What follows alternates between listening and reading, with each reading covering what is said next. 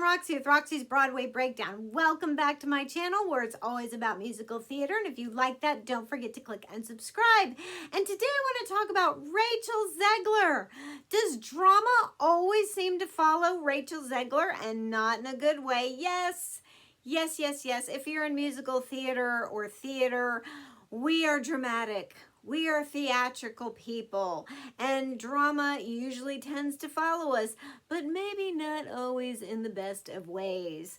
So if you're not familiar with Rachel Zegler, she got her big break as Maria in Steven Spielberg's West Side Story. She was literally plucked out of obscurity for this role. And there was maybe a wee bit of controversy with her because Steven Spielberg, when he cast this movie, put out like sort of a big casting call saying that he wanted authentic casting for this movie, meaning that for the roles of the sharks and everybody in that side of the story, that gang, he wanted authentic Puerto Rican people to play those roles. And when it came out that Rachel Zegler was really of Colombian and Polish descent, people were like, what? She's not Puerto Rican? I mean, I don't know. As far as the casting of her, I thought she made a lovely, young, pretty ingenue for the role. Her voice was just right for it. She had that light soprano sound. I don't think Maria is a particularly tough role. I don't think it's one of the most difficult roles in musical theater. I love the story of West Side Story. I love that musical. And I just don't think that Maria itself, the role, is that challenging. There's more difficult roles. But I think she filled the part well.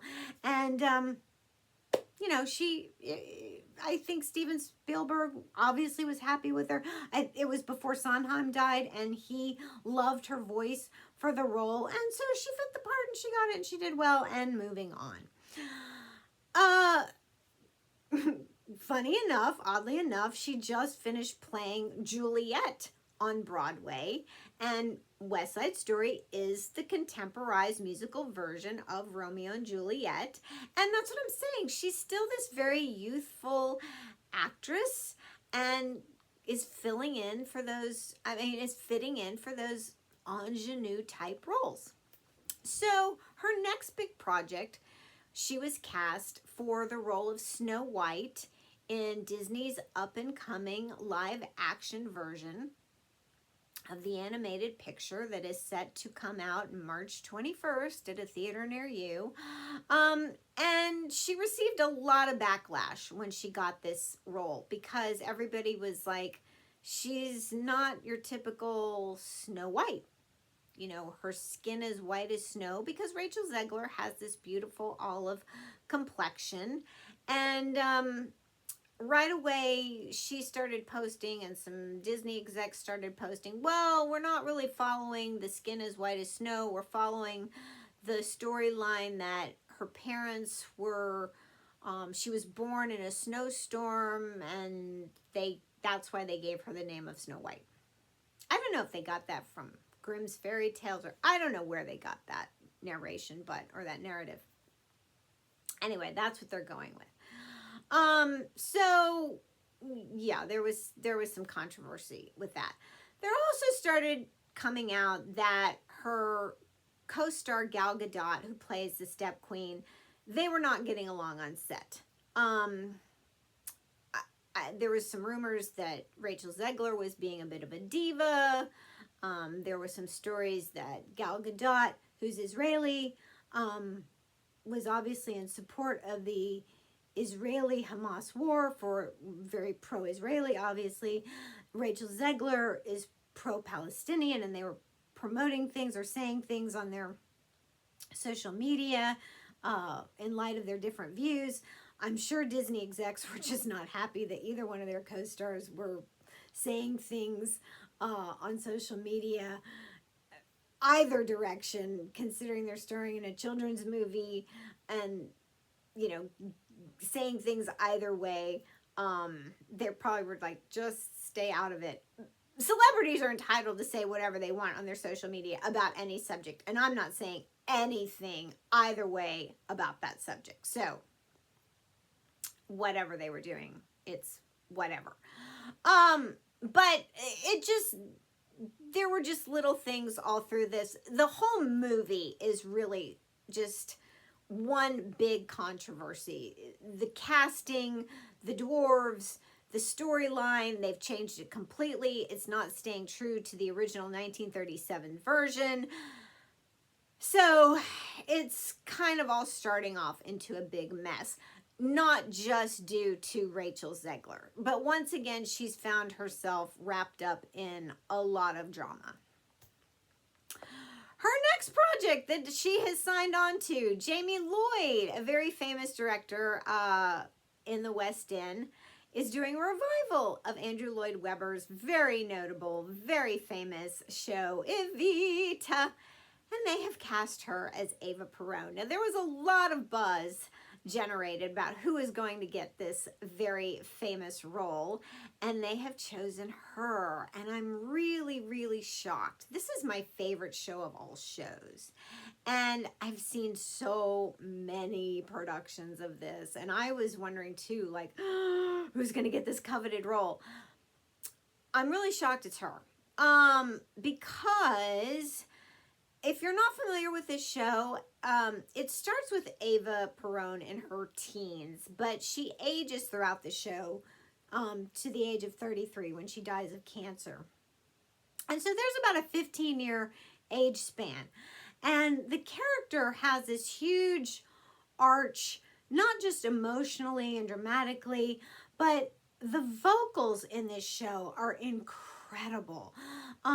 Elaine Paige and Patti LuPone are probably the two most synonymous females with this role, and their voices are just these huge mezzo-soprano belters, and the vocal range is huge. I mean, you've got these deep, deep tones way at the bottom for different songs, and then you've got big chest belts with these round tones. You've got a belt really high, and then you've got almost that lyrical top part for some of those songs. Don't Cry for Me, Argentina is probably one of the least difficult songs, and that's a very difficult song, but you've got, you know, Rainbow High and The Waltz with Shay, and just, there's just a lot of songs in this show that just have an enormous range. Not to mention, you need just the sheer maturity to take on this role that I don't think she has. Because at the age of 24, you would not have the maturity. That's not her fault. That's just the sheer age that the girl is. To me, in her career, she is still at that ingenue stage at her career. She'd be perfect for the mistress in Evita. There's a role that is the mistress of Colonel Perón, and she sings the beautiful song, Another Suitcase in Another Hall, and I can hear her vocally. She would be perfect singing that song, but I do not hear her singing the songs of Eva Perón, nor do I see her up for the challenge of this role. That's just me. That being said, she could prove me wrong, but that's just what I have heard from her, what I have heard from West Side Story, her vocally, the song I have heard her singing from Snow White, Wishing on a Well. I do not hear the tones from Evita in her voice, the textures. So I'm just saying, so far I've not heard it. Unless she really develops it over the next couple of months, and I don't see how you do that. I mean, you just don't have the substance in your voice, you know, or she doesn't at 24 to take on this very difficult, challenging role. That being said, I don't know if other people will come to this conclusion. I guess Andrew Lloyd Webber and Jamie Lloyd know more than me. Obviously they do. That's not even, I shouldn't have said that. They obviously know more than me. And they cast her. They hear something in her voice that I do not hear. So they gave her the part. what other people think when they see the show. If critics and audiences alike come out of there going, she was perfectly cast as Ava Perón. She did that perfectly. So we'll see. We'll see if drama ensues around it and, you know, there's any controversy with this casting choice. All right, let me know what you think. And I'll see you in my next.